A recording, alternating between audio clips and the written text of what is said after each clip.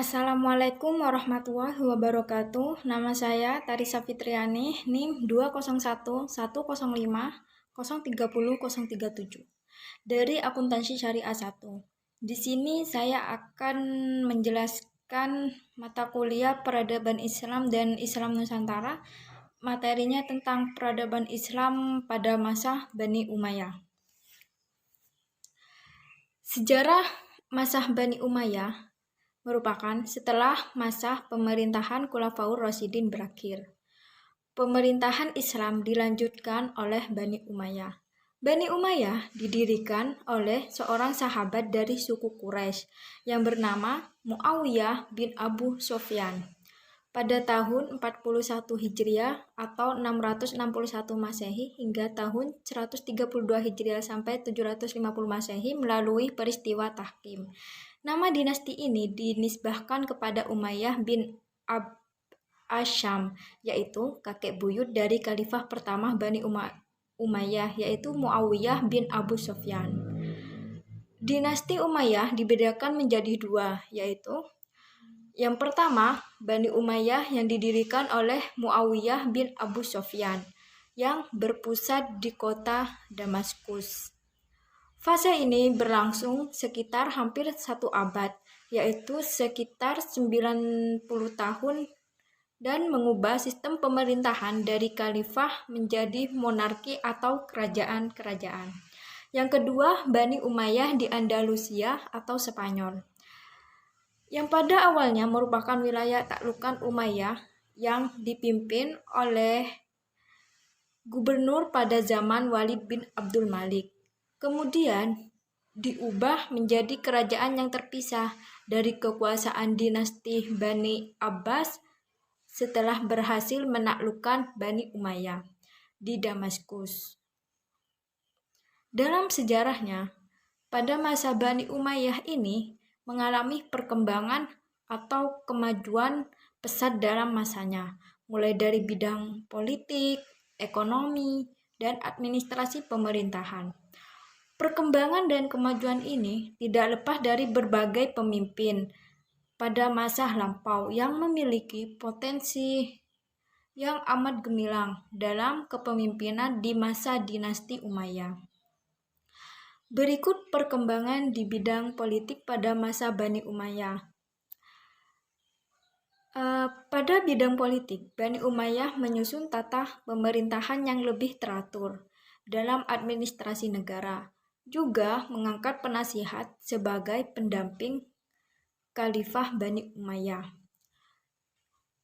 Bani Umayyah juga dibantu beberapa sekretaris dalam pelaksanaan kepemerintahannya, yaitu yang pertama ada Khatib Ar-Rasail, sekretaris yang bertugas menyelenggarakan administrasi dan pusat menyurat dengan para pembesar setempat. Yang kedua ada Al-Khatib Al-Kharaj. Sekretaris ini bertugas menyelenggarakan penerimaan dan pengeluaran negara.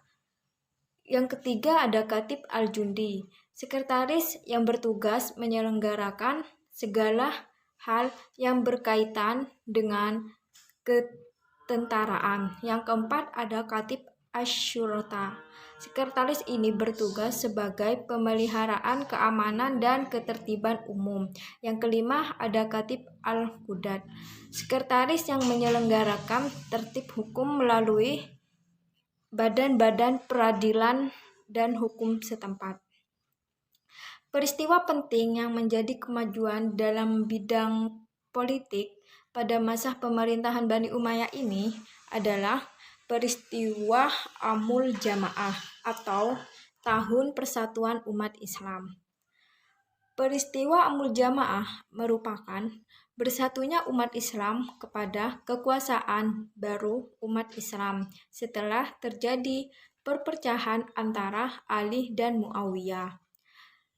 Pada masa inilah Muawiyah dipercaya umat Islam secara mayoritas untuk menyebarkan Islam ke penjuru dunia. Dengan peristiwa ini juga, maka Muawiyah berhasil mengkonsolidasikan situasi dalam negeri dan setelah berhasil dalam negeri, maka segera mengadakan ekspansi dan perluasan wilayah. Yang kedua, perkembangan di bidang ekonomi pada masa Bani Umayyah. Implikasi nilai-nilai persatuan dan kesatuan terhadap perekonomian pada masa dinasti Umayyah adalah sangat penting.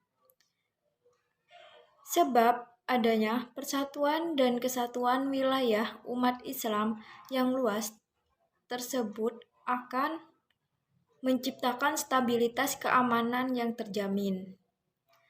Jadi, dengan adanya stabilitas keamanan yang terjamin, maka lalu lintas perdagangan akan berjalan dengan lancar. Dengan lancarnya lalu lintas perdagangan pada gilirannya akan meningkatkan perekonomiannya. Perkembangan perdagangan dan perekonomian ini berkembang pada masa pemerintahan Abdul Malik, di mana pada masa itu teraturnya pengelolaan pendapatan negara yang didukung oleh keamanan dan ketertiban yang terjamin, yang telah membawa masyarakatnya pada tingkat kemakmuran. Realisasinya dapat kita lihat dari hasil penerimaan pajak atau kharaj di negara wilayah Syam. Hugh Kennedy berkata, non-kemakmuran masyarakat Bani Umayyah juga terlihat pada masa pemerintahan Umar bin Abdul Aziz. Keadaan perekonomian pada masa pemerintahannya telah naik ke taraf yang menakjubkan. Semua literatur yang ada pada kita sekarang ini menguatkan bahwa kemiskinan, kemelaratan, dan kepapaan telah dapat diatasi pada masa pemerintahan khalifah tersebut. Kebijakan yang dilakukan oleh Umar bin Abdul Aziz dalam implikasinya dengan perekonomiannya itu membuat aturan-aturan mengenai takaran dan timbangan dengan tujuan agar dapat membasmi pemalsuan dan kecurangan dalam pemakaian alat-alat tersebut. Bertitik tolak dari uraian di atas, dapatlah dikatakan perkembangan perekonomian pada masa dinasti Umayyah ini secara umum dimulai meningkat dibanding dengan masa sebelumnya. Meningkatnya perekonomian yang membawa kepada kemakmuran rakyat pada dinasti ini sebenarnya tidak terlepas dari kebijaksanaan yang dilakukan khalifah. Di samping dukungan masyarakat terhadap kebijaksanaannya tersebut. Yang ketiga, perkembangan di bidang administrasi pemerintahan.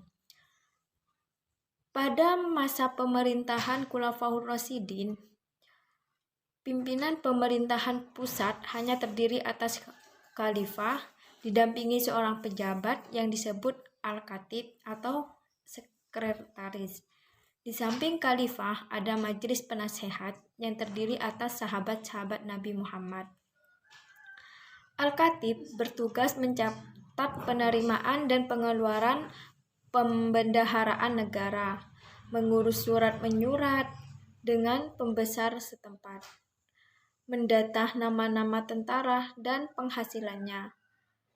Pada masa dinasti Umayyah telah muncul persoalan yang cenderung membawa ketidakstabilan dan perpecahan umat, seperti hancurnya teokrasi yang telah mempersatukan kekhalifahan yang lebih dulu, munculnya anarkisme dan ketidakdisiplinan kaum nomad. Di sisi lain, wilayah kekuasaan umat Islam pada masa dinasti Umayyah ini pada tahun 711 Masehi mengalami perkembangan perluasan wilayah. Sehingga terdapat persoalan intern dan ekstern tersebut mengakibatkan terjadinya perkembangan administrasi pemerintahan sesuai dengan perkembangan wilayah dan perkembangan urusan kenegaraan yang semakin lama semakin kompleks.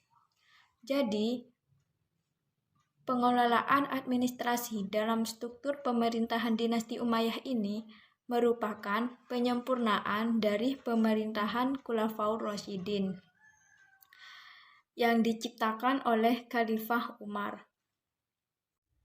Di sini saya juga akan menjelaskan tentang konsolidasi dan pembaharuan politik pada masa Umar bin Abdul Aziz. Umar bin Abdul Aziz adalah khalifah ke-8 setelah Sulaiman bin Abdul Malik. Beliau dilahirkan di Hilwan, tidak jauh dari Kairo, pada tahun 63 Hijriah sampai 683 Masehi. Ketika itu, ayahnya adalah seorang gubernur di Mesir. Tetapi menurut Ibnu Abdil Hakam meriwayatkan bahwa Umar dilahirkan di Madinah. Umar adalah putra dari Abdul Al-Aziz bin Marwan bin Hakam dan ibunya adalah Ummu Ashim binti Ashim bin Umar Ibnul Khattab. Bidang politik Umar adalah lebih kepada pembenahan dalam negeri. Kegiatan peperangan dan penaklukan dihentikan. Semua pasukan yang mengepung Konstantinopel ditarik begitu saja, yang ada di kawasan bekas jajahan Bizantine. Tujuannya adalah untuk mewujudkan keamanan serta memberi peluang kepada para tentara untuk istirahat dan peluang bersama-sama keluarga mereka. Umar lebih memilih damai dalam penyelesaian masalah. Dialog adalah salah satu cara Umar untuk menghadapi musuh dalam negeri. Hal ini dilakukan pada saat dia berdialog dengan kaum Khawarij. Umar meyakinkan kaum Khawarij dengan dalil-dalil dan keterangan-keterangan yang dapat memuaskan hati mereka. Maksudnya adalah mereka dapat menerima argumentasi yang disampaikan Umar, sehingga pada masa ini tidak terjadi konflik yang menonjol dalam negeri. Juga membahas tentang gerakan-gerakan oposisi terhadap Bani Umayyah. Pada akhir-akhir masa jatuhnya Bani Umayyah, muncul gerakan oposisi terhadap Bani Umayyah, sehingga mempertaruh kondisi dinasti atau kerajaan ini pada saat itu. Di antaranya, gerakan-gerakan tersebut akan digencarkan oleh kelompok-kelompok sebagai berikut. Yang pertama, terdapat kelompok Syiah. Seperti yang kita ketahui bersama bahwa Syiah adalah orang-orang yang mendukung Sayyidina Ali atau pengikut Sayyidina Ali. Mereka menganggap dinasti Umayyah ini perebut kekuasaan dari keturunan Sayyidina Ali. Pengabdian dan ketaatan mereka yang tulus terhadap keturunan Nabi berhasil menarik simpati publik. Mereka mendapat dukungan dari orang-orang di sekelilingnya yang tidak puas terhadap pemerintahan dinasti Umayyah, baik dari sisi politik, ekonomi, maupun sosial. Yang kedua, kelompok Sunni. Di kelompok Sunni, sekalipun orang yang paling soleh di antara mereka mengecam akhlak para khalifah karena mereka mementingkan kehidupan duniawi serta mengabaikan hukum Al-Quran dan hadis, di mana mereka telah siaga penuh untuk menjatuhkan sanksi keagamaan terhadap segala bentuk penentangan yang mungkin muncul.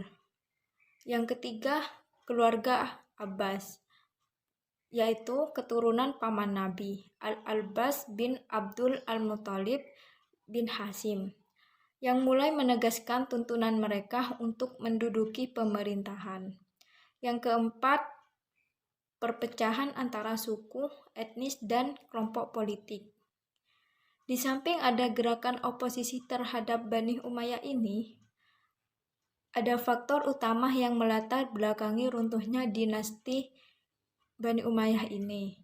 Faktor itu adalah munculnya perpecahan antara suku, etnis, dan kelompok politik yang tumbuh semakin kuat, sehingga terjadi gejolak politik dan kekacauan yang mengganggu stabilitas negara. Itu saja jelasan dari saya. Mohon maaf jika kurang tepat. Wassalamualaikum warahmatullahi wabarakatuh.